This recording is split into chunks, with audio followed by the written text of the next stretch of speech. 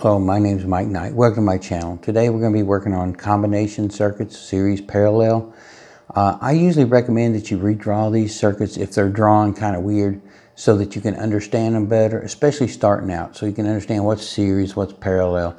We're going to work a few simple ones right now and see how you do. Just follow along.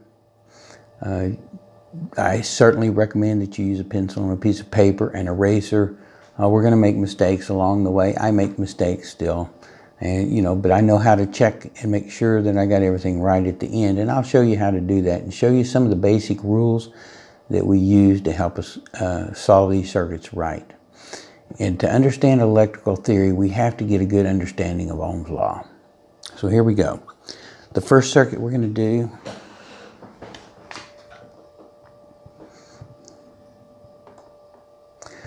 The first circuit we're going to do is a little simple series parallel. And I got plenty of room here, so I'm just going to draw it. And I recommend that you do the same thing. I've mentioned before that you can watch me draw these and work these problems all day long, and it really won't do anything for you unless you do it yourself. All right, so the first one we're given, this would be R1, and we're given 20 ohms. And I usually circle the answer that I'm given so that I can come back if I need to and use that again or to check myself. IT, and I'll draw all these in real quick. And I suggest you do these abbreviations so you learn the terminology. That's also very important. You can't talk to someone about electricity unless you understand the terminology. So that's part of it. We'll just do ER1, IR1, and we've got R already, so it will be PR1.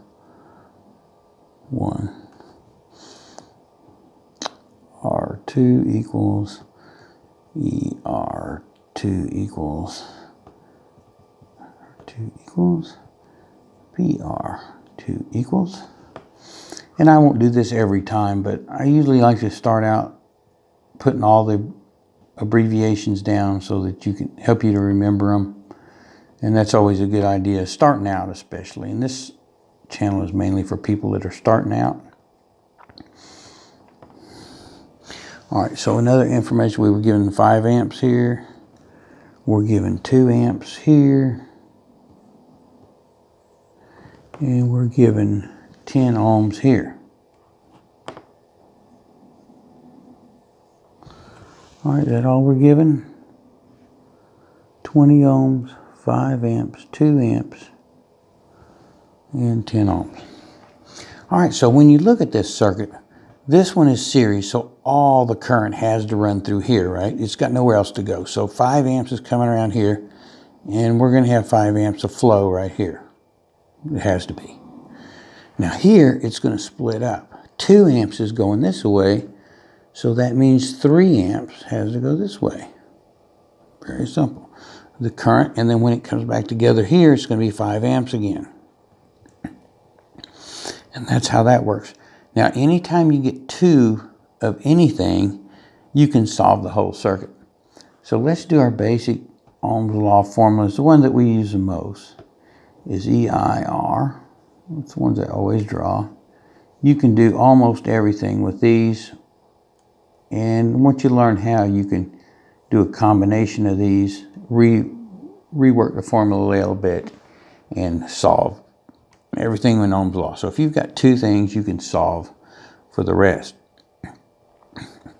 So we could solve this one real easy. So we've got 10 ohms and 3 amps. Resistance and current. Current times resistance equals voltage. So 3 times 10 would be 30 volts. And then for power, P is I times E. So 30 times 3 would be 90 watts. And that's easy enough. All right, let's see. We can solve this one real easy, right? We got I and R. I times R equals 100 volts. And P, I times E, is 100 times 5 is 500 watts. Okay, so we solved that one. Now when you're doing parallel, here's how a series parallel circuit works. So I'm coming around here, I'm going to drop 100 volts here. Then whatever voltage is left is going to be, each path is going to drop all the voltage. So I know this is 30 volts. So this path has to be 30 volts as well. Because I'm dropping 100 here, I've got 30 here and 30 here. Because these are seeing the same voltage. The current splits in parallel like we talked about earlier, but the voltage is going to be the same in each branch. So each path drops all the voltage. That's the rule. So if I drop 100 here and a 30 here, that's going to be 130. So that means this is 130 volts. And if I drop 100 here and 30 there, that's 130 there. So yeah, 130 volts, that's correct. So I now have this one ready to solve.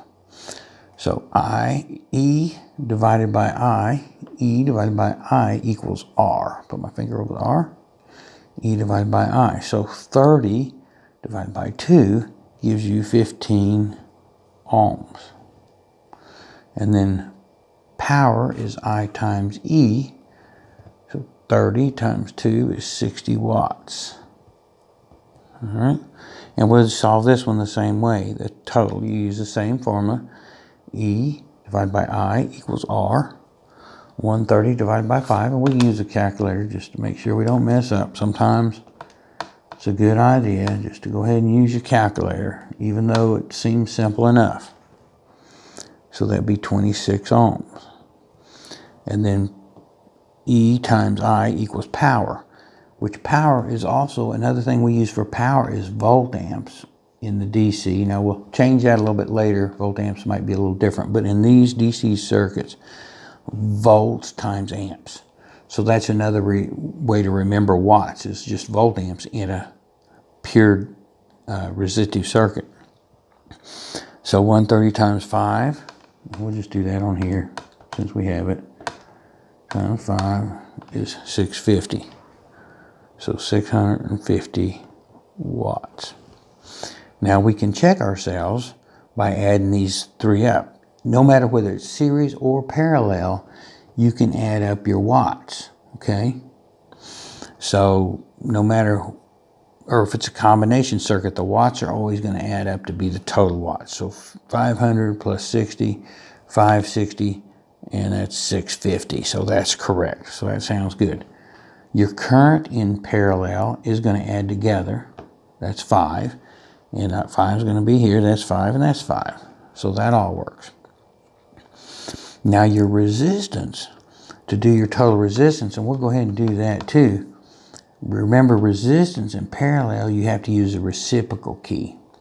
But resistance in series, you add. So let's do the, so to do the reciprocal, we got 15 ohms. We have 15 ohms reciprocal plus 10 ohms reciprocal equals, reciprocal key equals 6 ohms plus our 20 that's in series, and we get 26 ohms.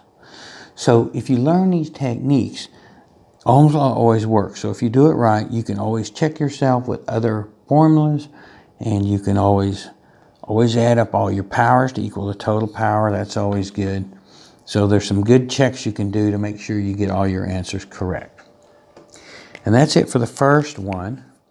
And we'll probably do another one here, a little bit harder. And I'll show you how to redraw circuits and how to do a little more advanced circuit next.